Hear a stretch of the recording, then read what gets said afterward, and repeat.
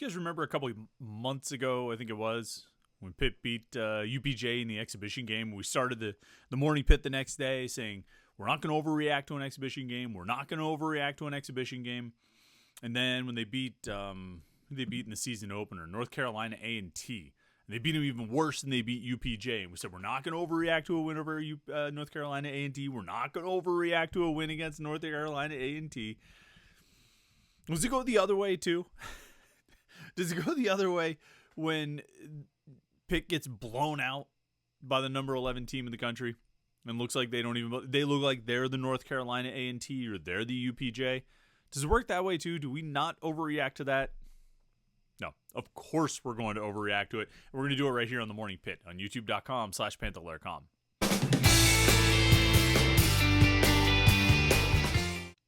Yeah, it's a Wednesday edition of the Morning Pitt here on youtube.com/Panther-Lair.com. I'm Chris Peak from Panther-Lair.com. You see the website below. Don't click that. That's not a link. It's just an image that shows you what you should type into your web browser. Open a new browser window. Don't close this one. Open a new browser window and type that Panther-Lair.com into your browser window and check out the most comprehensive source of Pitt sports news on the internet. Football, basketball, and recruiting.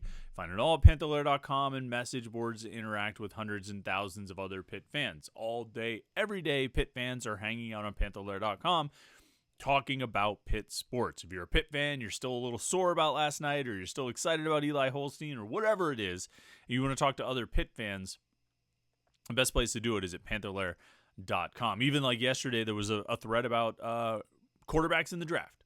Like, who would you take? What order would you put the top 5 guys in the draft? And no, there's nobody Pitt relevant in that conversation other than, you saw Drake May play a few times, when he played against Pitt. But there are no Pitt quarterbacks in the conversation, but it's just a good conversation. You're talking to other Pitt fans about sports and about Pitt sports all day, every day. Panther-Lair.com, Pittsburgh.rivals.com. And of course, right here, we have our YouTube channel, youtube.com/Panther-Lair.com, where you can get all of our Pitt video content, these daily morning Pitt videos, Monday through Friday, weekly live streams like we'll have tonight at 8 o'clock. Me and Jim Hammett will get together and talk a little Pitt sports with you.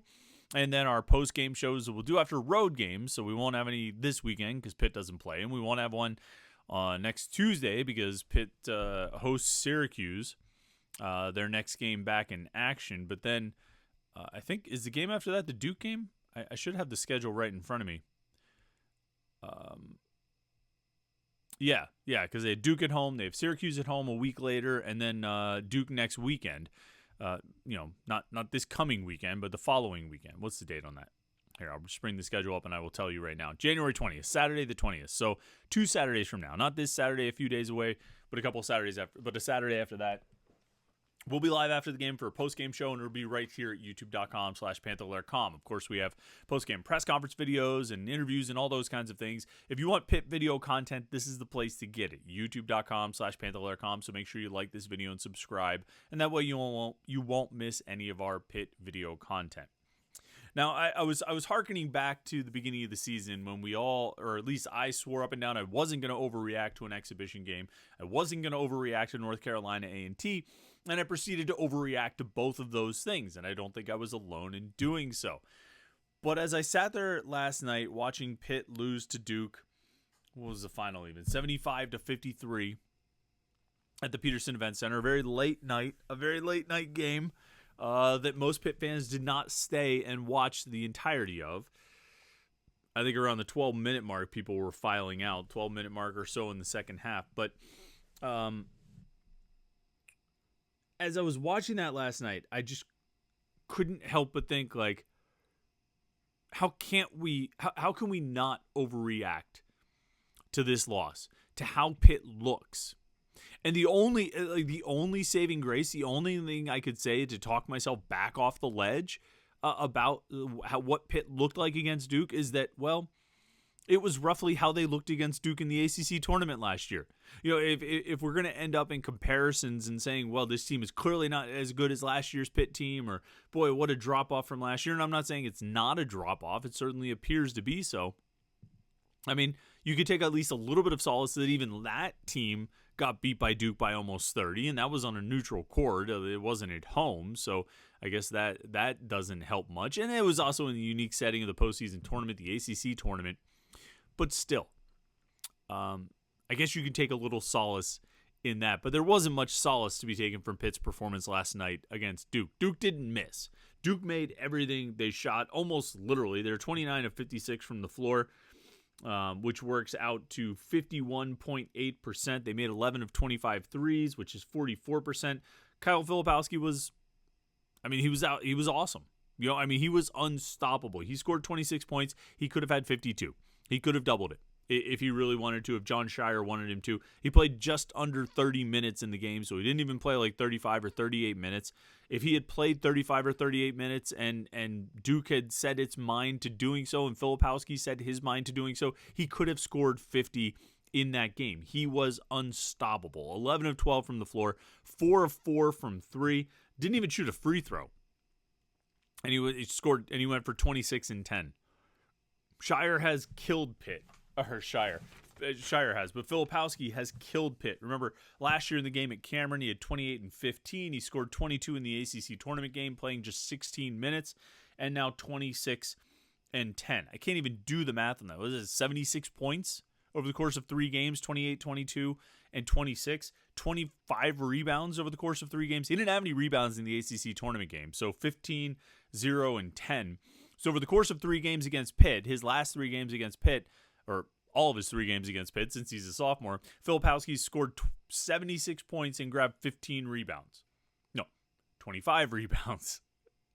He's averaging 25 a game against Pitt in 3 games and about 8 rebounds. He's unstoppable, and he's a tough matchup for everybody. Like, this is not unique to Pitt. Yes, Pitt lacks a lot when it comes to interior defense, but Filipowski, scored 26. 12 of his 26 points came from outside. And as I was leaving the Peterson Event Center last night, they were showing some highlights on one of the TVs and showed one of the threes he made. And Guillermo Diaz-Graham, who's got as much length as anybody, is right in his face with a hand up. And he just drops it in. Some nights the shots just fall, and unfortunately for Pitt, the shots were falling for Duke and not for Pitt.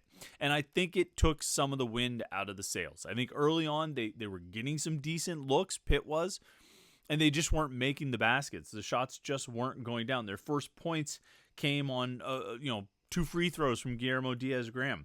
They finally got a basket about more than 3 minutes into the game on a fast break transition basket with Zach Austin, a long throw down the court. And then they make another basket until the 15-11 mark when Blake Hinson nailed a 3 off an offensive rebound by Federico. They were getting decent shots, but they weren't making them. And while they weren't making them, Duke was. And I think Pitt got disheartened. I think there was a stretch. They were fighting. I thought there was great energy from Pitt early on. I thought Pitt was really battling early on. They were getting some steals. Jeff Capel mentioned how they were getting into gaps and, stripping the ball and doing a good job. I think they ended up forcing 14 turnovers. I think they had 13 steals in this game. It was great. And a lot of that came early on. Yeah, I think they were doing a good job. They had good energy, even though the shots weren't falling. But they got into a stretch. And Duke was already pulling away. But it was 22-11 after an Ishmael Leggett jump shot. This is around less than 9 minutes to go in the first half. And Duke Filipowski hit a 3. They got another basket off a drive. And then every Duke possession, it felt like, was a 3-pointer. 1, 2, 3, 4 possessions in a row. They hit 3-pointers. And by the time they were done with that, Duke was up 20.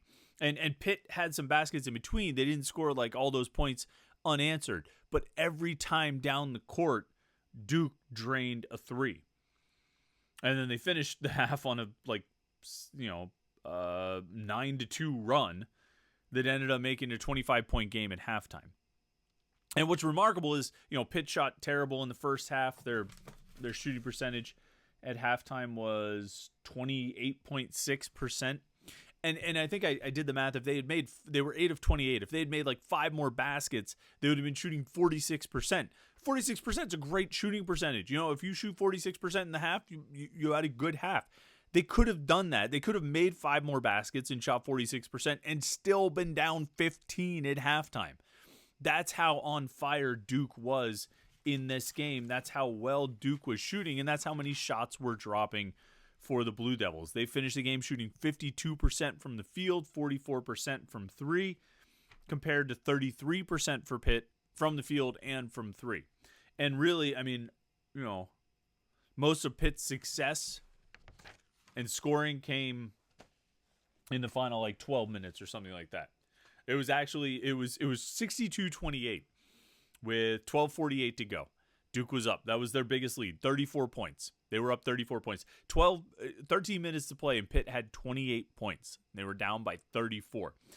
When you put it in that context, you'd say, well, they outscored Duke 25-13 over the final 12 minutes of the game, 11 and a half minutes of the game. Kudos to them.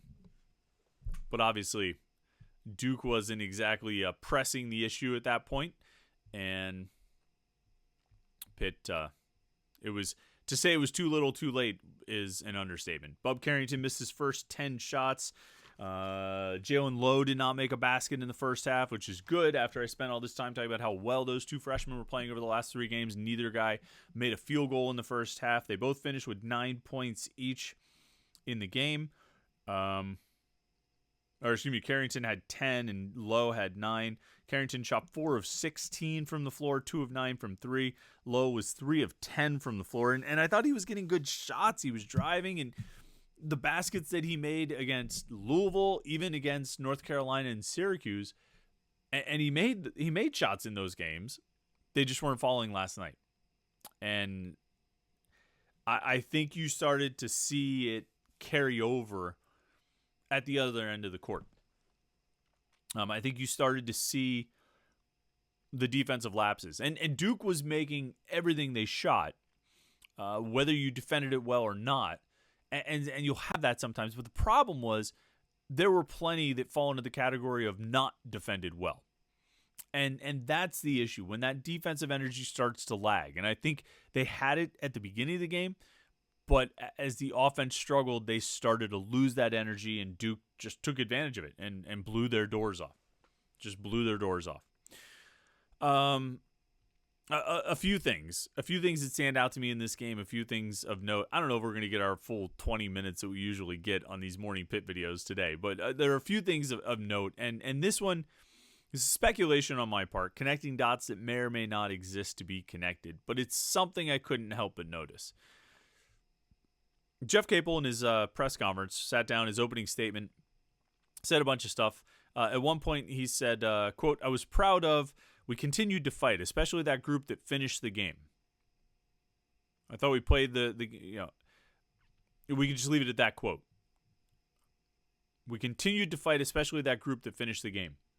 The group that finished the game was Jalen Lowe, Bub Carrington, Zach Austin, Will Jeffress, and Guillermo Diaz-Graham. Make sure Jeffress didn't sub out at the end there. I don't think he did. No. It was those 5. Those 5 finished the game. And they didn't just play the final 2 minutes or 3 minutes.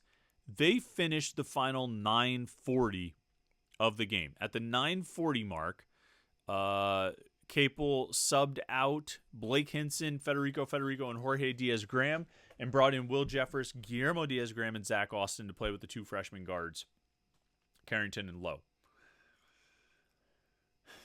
Now, what's notable to me about that is Blake Hinson.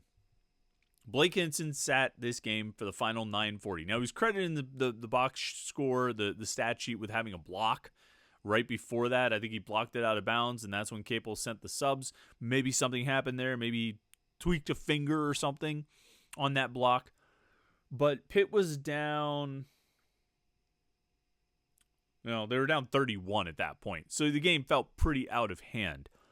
But I'm not sure that justifies pulling Blake Hinson for the final almost 10 minutes of the game. And I just can't, and I noticed it at the time, and I thought it was very curious, and I didn't really understand it. I think I tweeted it that Hinson was sitting for the final 9:40. But then when Capel said about liking the energy from the group that finished the game, or liked how they continue to fight as they finish the game, I'm probably connecting dots that aren't there.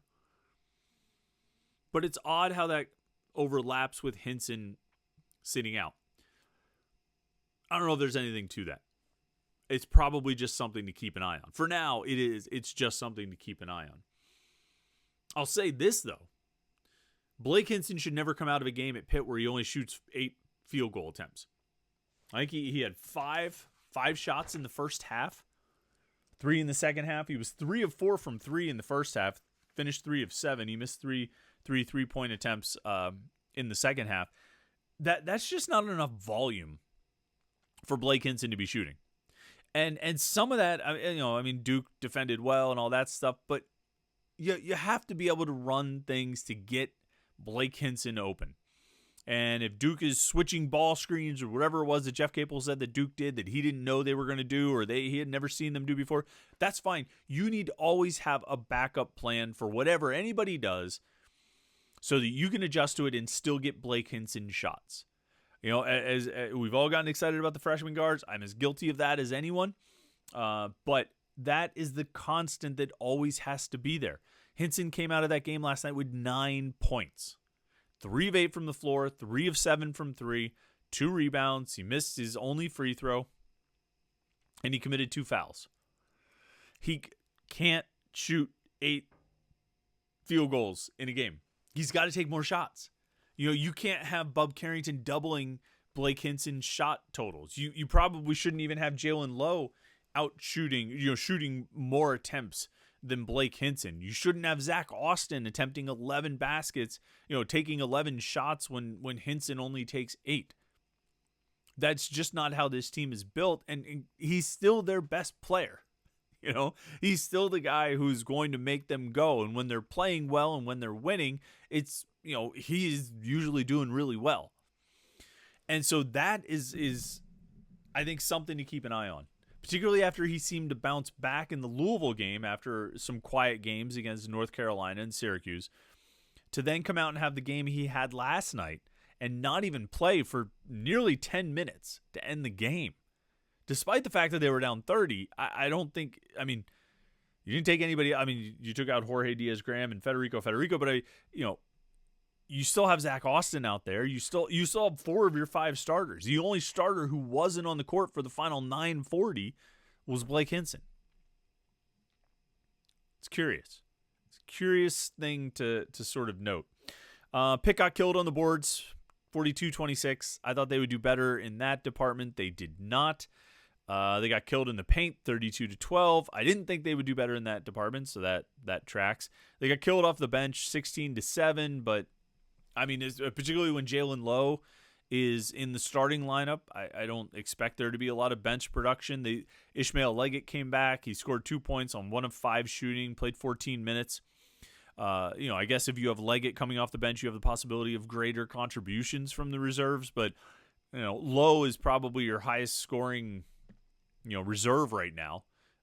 Your best scoring option as a guy who would typically or had been coming off the bench. So if you put him in the starting lineup, you're going to get even less in that regard. The 13 steals were pretty good. To force 13 steals, 14 turnovers. They just didn't turn it into many points. They got 13 points off of 14 turnovers. Duke got 15 points off of 10 turnovers. So up and down the stat sheet, up and down the performance, up and down the roster. There wasn't much good to take from it. Jeff Capel tried to say that he felt good about this or that, but even Zach Austin, I think, was asked, can you take anything positive out of it? And he was like, no, really can't. You can't take anything positive out of it. And when you get beat, the final score is 22, but, you got beat by 30 plus at home, in a big game. And now they have a week off, and they got to find a way to avoid a swoon.